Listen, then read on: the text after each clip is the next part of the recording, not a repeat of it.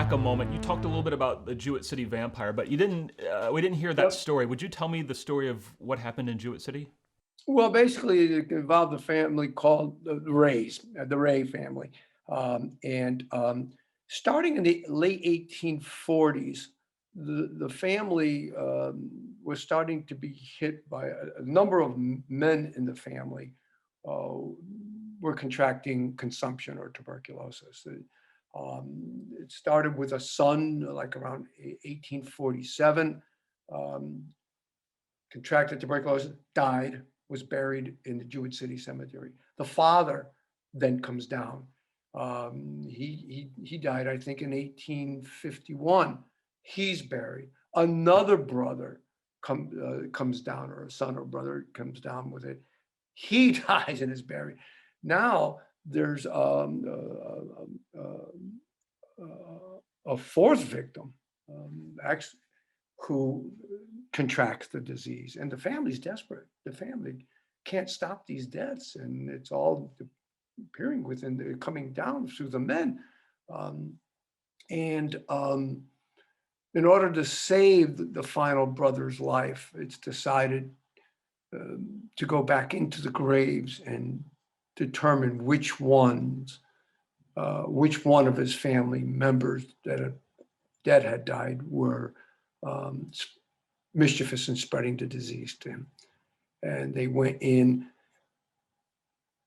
The two earlier graves, the heart had already decomposed, but the last brother that died, his heart was still, because he hadn't died that long ago, was still caked and there. And they took it as a sign that he was, in fact, the vampire. They burned his heart. They opened it up, they burned his heart right there, and then closed them all back up.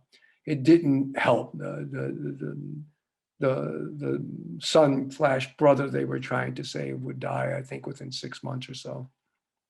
But this was reported and in a number of newspapers. Now, it was discussed in those newspapers as a superstition, but and like weird behavior, but it tells very descriptively of what happened and why they went in to put one of their ancestors to rest, who were preying on the living and thus spreading the diseases.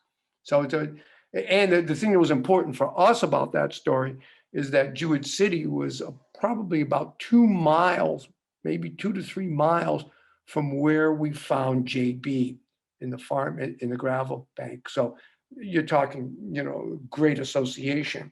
Uh, JB now appears to be a little bit earlier, but obviously the idea is there. By in 1850s. They were ready to act on it, and there may have been more of this activity going on than we really, truly, really understand.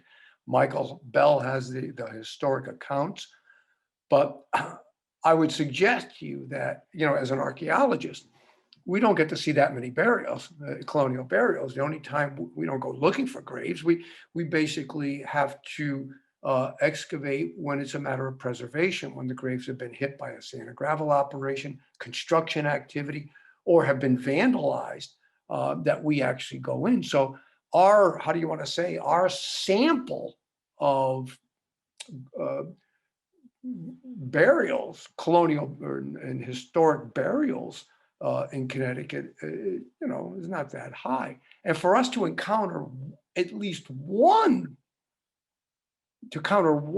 example of the vampire folk beliefs in that small sample tells us that this was probably more widespread than the historic record seems to document.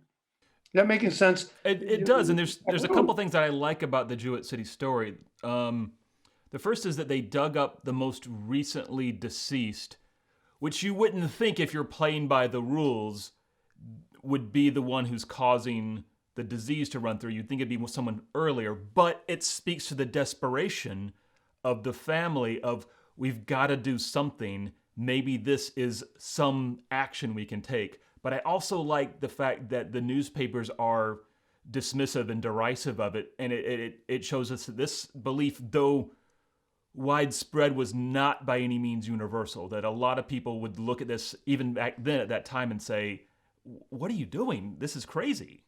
Oh, I'm sure doctors, I'm sure ministers and clergy were totally against this, but people were desperate. People were dying, and they had to do something. Yeah, Michael Bell in his research found no accounts of the vampire folk belief in urban centers, in cities. Just doesn't, you don't see it. You only see it in rural farming areas. Now, whether that's a product of illiteracies, going back to that early time, not everybody was educated or had very, very, maybe only a year of schooling at the most in some cases, or out of desperation where folk beliefs become more important or take on an added importance that they may not in the cities. So I think it's striking and meaningful that no accounts have come from cities, but yet we have, I don't know how many he's up to now, 40 accounts, if not more, all from rural farming areas. And like you suggest, those 40 might suggest many more that are just invisible to us. We just don't know about them. Yeah, I would think so. I would think the fact that we found even one burial in a small sample of burials, that's suggestive that, unless you believe in a needle in a haystack, which I don't, statistically, it means there's many more out there that, and probably far more than we have accounts for.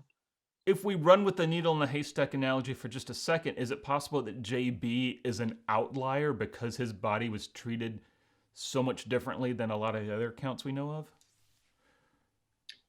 Yeah, I don't know. That's a good question. I don't know what the answer to that is. I mean, we assumed that, the fact that when we did the forensic work, that he had tuberculosis was a real key thing.